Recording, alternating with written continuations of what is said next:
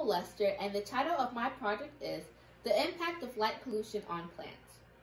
I researched what effect does light pollution have on the circadian rhythm of plants. The problem is that the increase of light pollution not only affects the circadian rhythm of plants, but also interferes with astronomical research, ecosystems, energy, and has a negative effect on health. My hypothesis is that when plants are exposed to excessive amounts of light, it disrupts the circadian rhythm and causes the plants to grow and bloom faster. There has been a lot of research on light pollution and how it affects plants, the earth, and humans.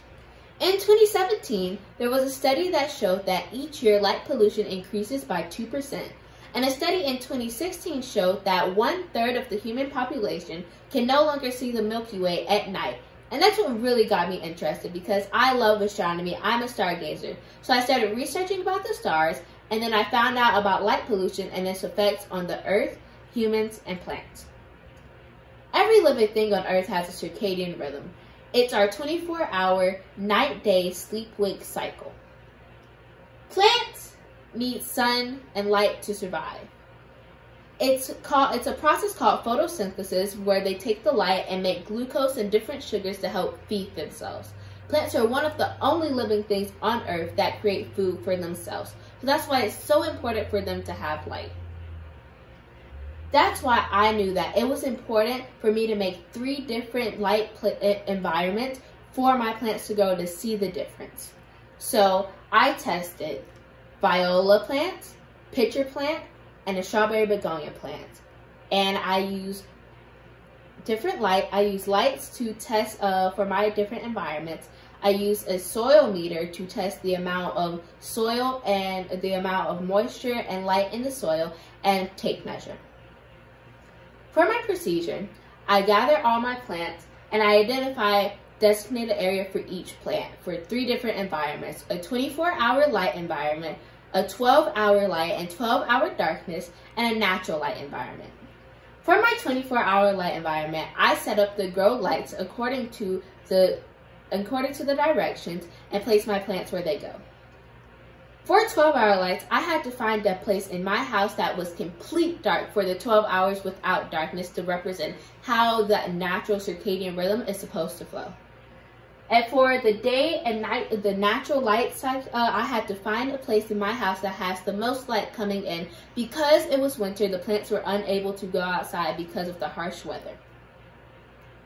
I placed each plant in their designated area, and I measured the amount of leaves, the height of the plant, the amount of stems, the amount of soil, the amount of light and moisture in the soil. And that I measured that every 3 to 4 days and watered weekly. For my independent variable, the independent variable was the amount of lights that each group were getting. And for my dependent variable, it was what I was measuring. I measured the height, the amount of leaves, the amount of stems, and the amount of light and moisture in the soil. For my controls for each group, they each had the same location, were measured at the same time, and had the same amount of light. This is all my data and my graphs. This shows all the research I collected over a 28-day, 4-week period, collecting data on everything I checked for the growth, and seeing the difference between each plant in each category over the 4 weeks.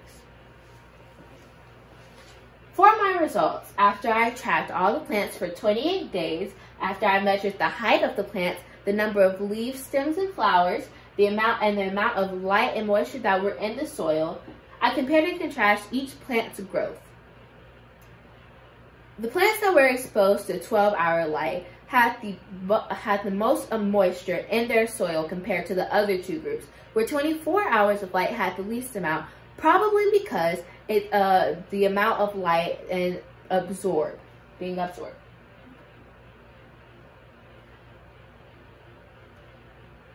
The viola plant had a growth spurt within 6 days and grew really, really fast in the 24-hour light. But towards the end, the viola plant started dying and the leaves started falling off. And by the end of the 28-day period, the leaves were dead.